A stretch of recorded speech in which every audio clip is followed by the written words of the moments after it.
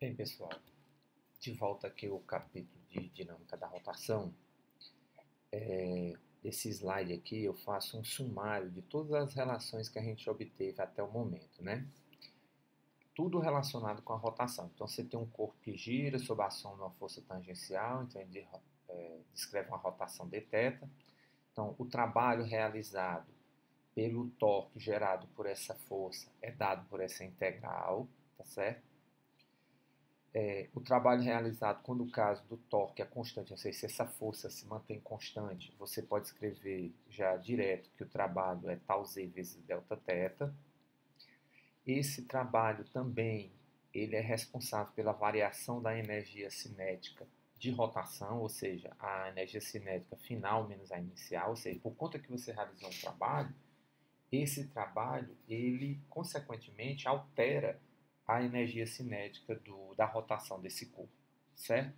E por fim, a potência decorrente de um torque atuando sobre um corpo rígido, né? P é o tal torque, né, em relação ao eixo de rotação do corpo, e a velocidade angular do corpo em torno do eixo. Eu chamo a atenção aqui, por causa da rotação, que você tem que ter cuidado com relação a qual eixo você está definindo essas coisas, né? Então, quando a gente fala de torque, a gente tem que saber qual é o eixo de rotação, tá certo? A mesma coisa quando a gente fala de momento angular, da rotação, ou momento de inércia, o momento de inércia. Você tem que saber com relação a qual eixo, tá certo? Você está descrevendo esse movimento. Então, diferente das grandezas que a gente tinha na translação, a rotação você precisa de uma definição. Você, esse corpo está girando com relação a qual eixo? Uma vez que você define isso, todas essas grandezas estão relacionadas a essa sua definição. Certo? Então, chama atenção para esses detalhes dessas grandezas que a gente acabou de calcular. Tá certo? Então, agora nós vamos falar um pouco do momento angular de uma partícula. Da mesma forma que a gente tinha um momento linear, que era a massa vezes a velocidade, a gente tem relacionado a esse momento linear uma grandeza chamada momento angular de uma partícula, que também ela é descrita em relação a uma origem ou de um sistema de referência inercial, ou seja, também com relação a um eixo. Esse corpo está girando com relação a qual eixo? Então, o momento angular de uma partícula é definido como sendo o vetor posição da partícula relativa a esse sistema de coordenado, essa origem, né, com relação ao eixo que o corpo está girando, vetorial o momento linear, que é a massa vezes a velocidade. Ou seja, o L, que é um vetor, é R vetor mv. Perceba que o L sempre vai ser ortogonal ao plano que contém R e V, certo? Que é o exemplo de uma partícula que gira com velocidade v, que é o vetor rv, e o momento angular L é r vetorial v, ou seja, está ortogonal ao plano dessa partícula. Aqui nós temos também a mesma figura, né, mostrando o P, né? Você tem um P, tem um R, e o R vetorial P você encontra o Z, tá certo? Então, a definição do momento angular é R vetorial P, né, que é R vetorial MV. O módulo desse vetor, o módulo, apenas a relação para o módulo é dada pelo módulo de R, o módulo de V vezes o seno de φ, onde φ é o ângulo entre o vetor P e o vetor R, tá certo? Então, L é MVR seno φ. Aí agora aqui nós vamos aplicar esse cálculo L, que é R vetor P, para um caso aqui dessa partícula, né, que ela tem uma velocidade com componentes Vx e Vyj, está no plano xy, e um vetor posição R também que tem coordenadas xy e yj, tá certo? Então, pela regra da mão direita, esse vetor L ele tem que ser uma coisa na direção z, tá certo? Porque aqui é o plano xy, onde essa partícula está girando, então o L que tem que ser ortogonal a xy, então necessariamente tem que estar na direção k. Então vamos ver o que é que acontece. Então L é R vetorial MV, né? Ou seja, L é xy yj, que é o R, vetor MV, que é MVxy VYJ. Coloco o M em evidência e faço o produto vetorial. Xi por Vxi é xvx e vetor i, mais xvy e vetorial j, mais y vx j vetor i, mais YVY, J vetor J. Cuidado com a ordem do produto vetorial é importante. Então, essa ordem vai aparecer aqui nesses produtos vetoriais dos vetores unitários, que é quem executa o produto vetorial. Tem que ser vetor, né? Os escalares eu só mantenho o produto normal e depois faço o produto vetorial entre vetores. Aí a gente vê que I vetor I é zero, esse termo é zero, J vetor J é zero e sobra só esses termos.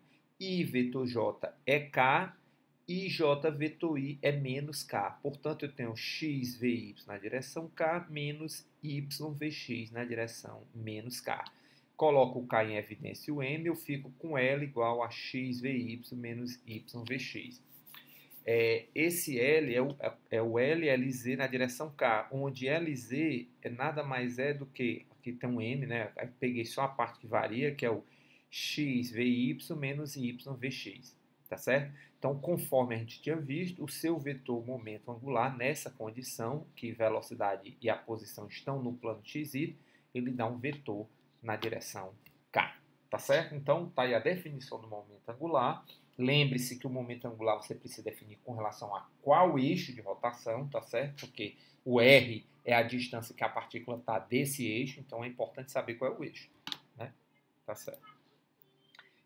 Agora a gente vai encontrar uma outra relação com o momento angular, que é o momento angular de um corpo rígido.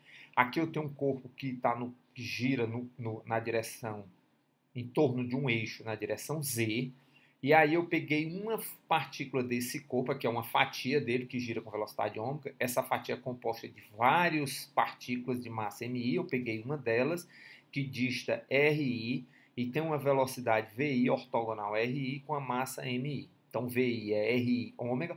Todas as partículas giram com ômega, né? Ômega é uma constante, então não precisa de índice para todas as partículas que compõem esse corpo. Então, o momento angular da iésima partícula de um corpo rígido, LI, é RI-PI, onde PI é MI-VI, ou seja, LI é RI-MI, VI é RI ômega. Então, eu fico com MI, RI ao quadrado ômega. Aí, para me saber o momento angular do corpo como um todo, eu aplico o somatório. Então, o somatório de LI dá L. E esse somatório aqui, o ômega, como não tem índice, está fora do somatório, dá o somatório de MI RI ao quadrado, que é exatamente a definição do momento de inércia do corpo. Então, L é I ômega. Em termos vetoriais, o vetor momento angular L é I, que é um escalar, vezes o vetor ômega, né? Que também, se você fizer a regra da mão direita, o ômega está na mesma direção de L, né? Tá certo? Então, o momento angular de um corpo girando em torno de um eixo de simetria L é igual a I, momento de inércia do corpo do eixo de simetria, vezes a velocidade angular desse corpo. Tá certo? Agora, pessoal, eu quero fazer uma relação com o momento angular e o torque. Ou seja, a gente encontrar a segunda lei da rotação. Tá certo? Então, vamos partir da definição de L. L é R vetor MV. Vou derivar no tempo. Então, dL dt é d dt de R vetor MV.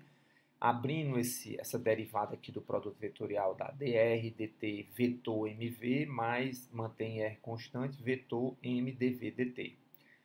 Esse termo dr dt é a velocidade, vetor mv, mais r vetor dv dt é a aceleração. Como isso aqui é mv vetor v, o produto vetorial entre o mesmo vetor é zero, então eu fico só com r vetor ma. Mas m, massa vezes aceleração, é a força. Ora, dl dt r vetor f é o nosso torque, ou seja, aqui você tem que a variação do momento angular com o tempo, quer dizer, o momento angular só muda no tempo se você tiver um torque atuando sobre esse corpo. Aí a consequência dessa segunda lei da rotação é que se o torque for igual a zero, o momento angular é uma constante. Ou seja, se você tem torque igual a zero no sistema, a consequência disso é que o seu momento angular é uma constante. Então agora, com essa equação, a gente completa o nosso estudo da rotação e translação, com as duas leis, né? A segunda lei da rotação, dL dt igual ao torque, né? A variação do momento angular no tempo é devido à aplicação de um torque, e a segunda lei da translação diz que a variação do momento linear com o tempo é devido à aplicação de uma força. Então, essas duas equações completam a segunda lei da rotação e a segunda lei da translação. Então, vou ficar por aqui e até uma próxima aula.